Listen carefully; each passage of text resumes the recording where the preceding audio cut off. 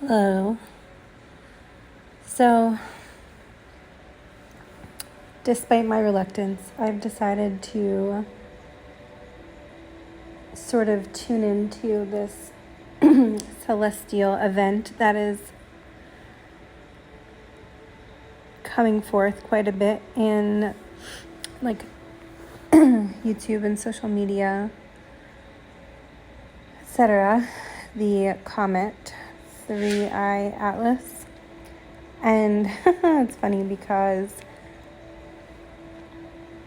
there were a few different reasons why I decided to tap into this a little bit deeper, and multiple people have asked me about it. And so I usually take it as once something continues to like show up multiple times. So I really was doing my best to not sort of like just tap into something for the hype of it, just because that's not the way that I usually like to utilize my channel. But before I had found out that this comet was coming, I did have a vision of a comet. So it was like within a few days before, maybe even less than that. And the reason why I wanted to share that is because I know there's a lot of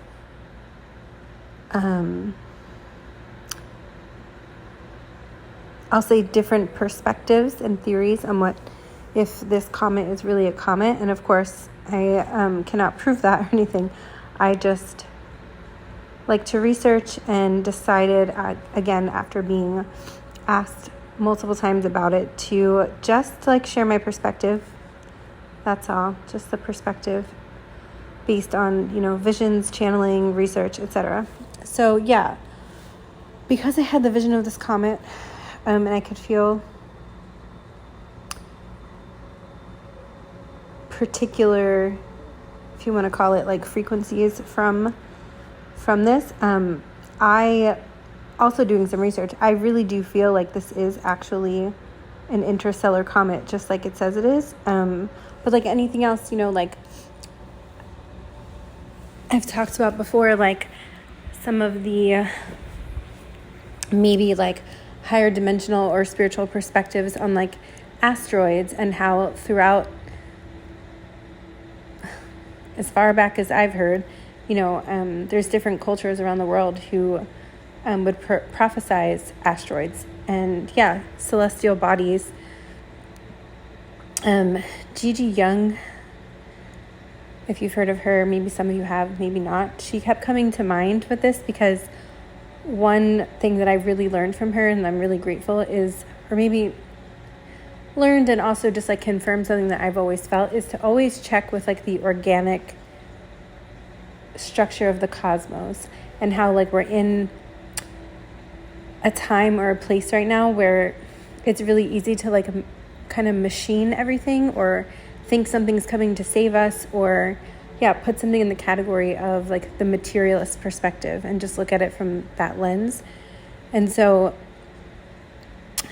that sort of framework helped me to stay grounded with this whole idea of the comet. And when I was recording for Patreon, what I call my overflow membership, the other day, or it was like a week ago or so, a friend of mine messaged me about this comet because there was a lot of fear mongering around it, and she was getting like nervous, and her fiance was getting nervous, or I keep saying fiance, it's her husband. I don't know why I keep saying that. Anyway, so it inspired me to like tap in a little bit more. So I was in the middle of recording, so I paused to respond to her, and then I wound up bringing through some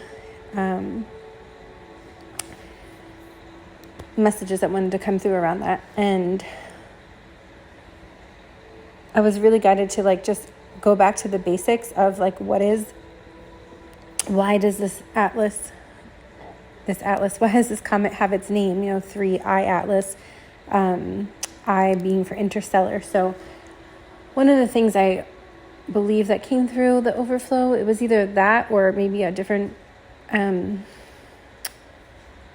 memory that I had come in was the sort of like component that allegedly, this is supposed to be the third time that we've had this sort of interstellar celestial object pass through our solar system. So 3I, third time I interstellar. Atlas, I think there was like someone, it was like named after someone. I can't remember that part. If anyone does know that, you can put it in the comments, or I can like link an article to support that. But the significance of this was, well, many things, but one of the main components felt to be, it seems to be, this whole like starseed movement, right? Like a lot of us who are remembering multidimensionality, different collectives, star collectives, initiatory consciousness that's been coming through. So this event of, an alleged different universe, an interstellar object coming through. Something that kept coming up was the periodic table. And like it's kind of like different, I'm just being shown like tektite, and how they say, I think it's tektite, moldavite, that there's these different material that once it hits our Earth and it cools, they were able to test that some of these components are not it's supposed to be like extraterrestrial origin. And so this celestial comet seems to be like bringing in, I just keep seeing the periodic table, and like perhaps there's other elements or things that we haven't been introduced to yet, physically and or spiritually, coming in through. And if those of us who are tapped into like codes and light streams, light communication, of course, I do believe those type of celestial events can evoke that sort of light code activation. So in that sense, I do believe that there is some sort of like celestial communication going on, but I do think it's an organic object from what I've tapped into. What do you guys think? And again, there was a lot of fear mongering about it, and one of the things that also came through in the overflow was about the level of discernment, like how there's something coming through this comet of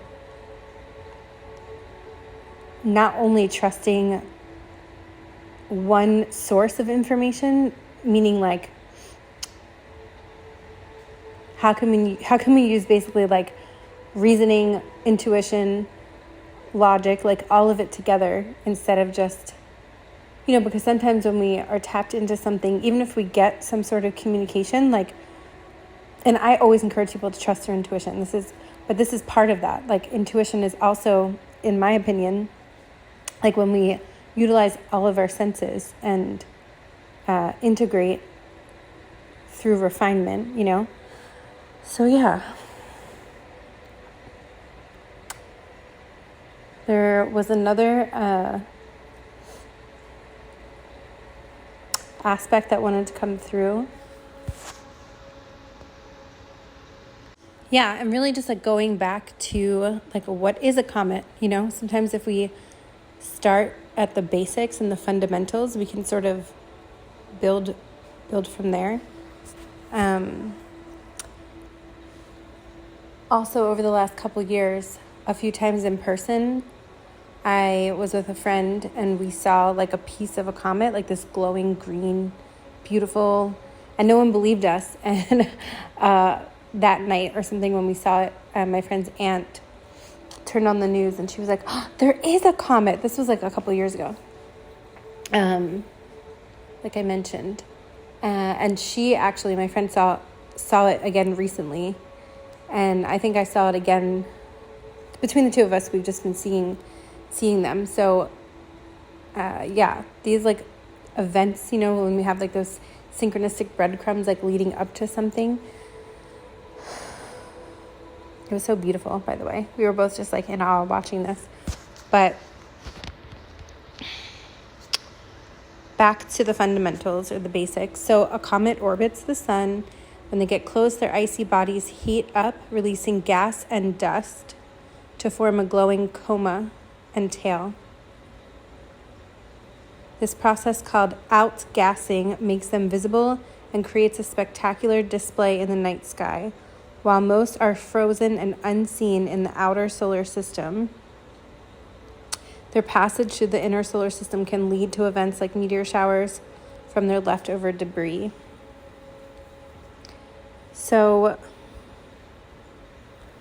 when they form a tail, solar wind and radiation push the gases and dust from the coma away from the sun, creating one or two long tails that point away from the sun. When they melt over time, each time a comet passes close to the sun, it loses some of its material, and over a long time, it can completely disappear. Contribute, I don't know why I said it like that. Contribute to planetary evolution. Scientists believe comets may have delivered water and organic compounds, the building blocks of life, to the early Earth. Okay, I love this because that's kind of what I was being shown, like elements or organic compounds, right? So if we're having this interstellar object orbit and we see that it releases gas and dust and melts and glows, heads towards the sun, releases like meteors in some fashion. So that seems to check out in what I was feeling, and like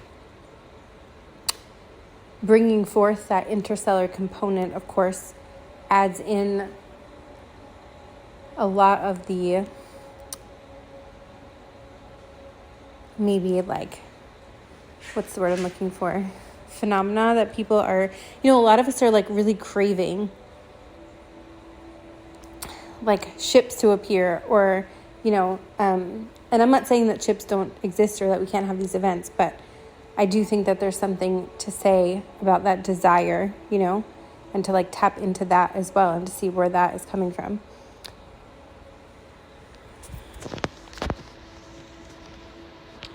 It's 12:21 on the timer.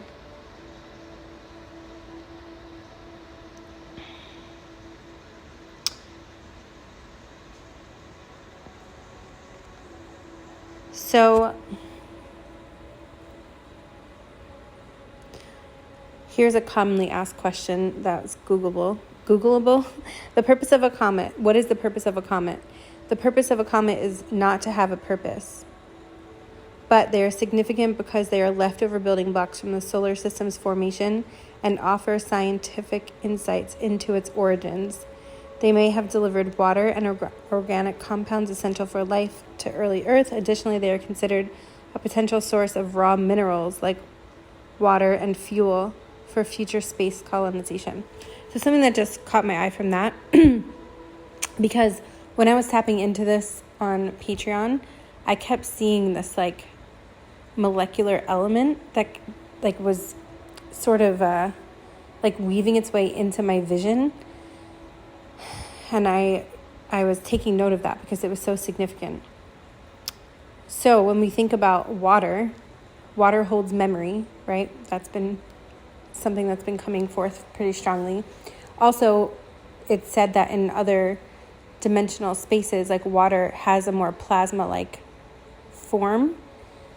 So some of the celestial messaging can be, literally from this water element, the memory of that, like imprinting into our solar system, and those of us who are tapped in, like receiving this from wherever this interstellar component of the comet is coming from.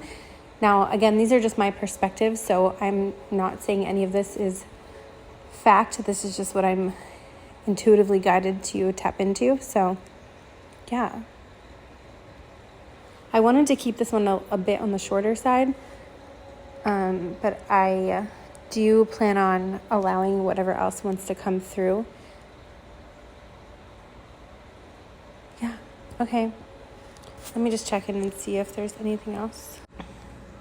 Something else that caught my attention when I was doing a search online on Google, future resource potential. That's like a section. And one of the bullet points, source of water and fuel. Comets contain water, ice, and other carbon-based compounds that could be used to sustain life and provide liquid hydrogen and oxygen for rocket fuel. So although that is possible, what I was getting from this is, a lot of us tuned into like DNA and cellular alchemy. When the DNA is alchemized, the carbon base alchemizes into a crystalline form.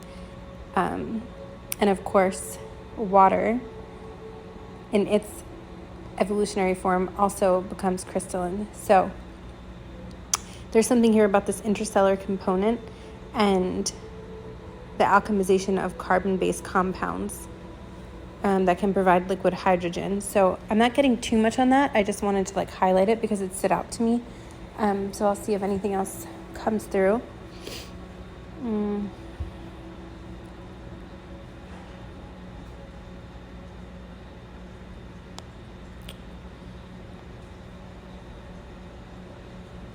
Yeah. I feel like as soon as I end this, more is going to come in. That happens all the time. Let's see. Comets. Everything you need to know about the, quote, dirty snowballs of space.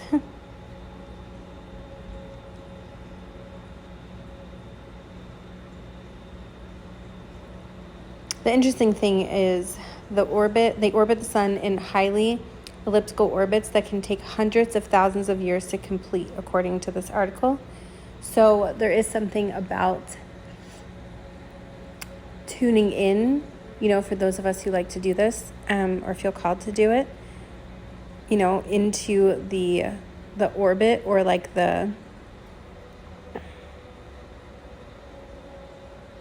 there's something about how we measure time and how these celestial bodies, or celestial, in this case the comet, the memory that it's holding according to the epoch that may have dated or started, let's say, a couple 100,000 years ago.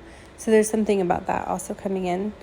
And the memories that some of us may be remembering or evoking could be in alignment with that certain time frame. At least in a linear perspective anyway.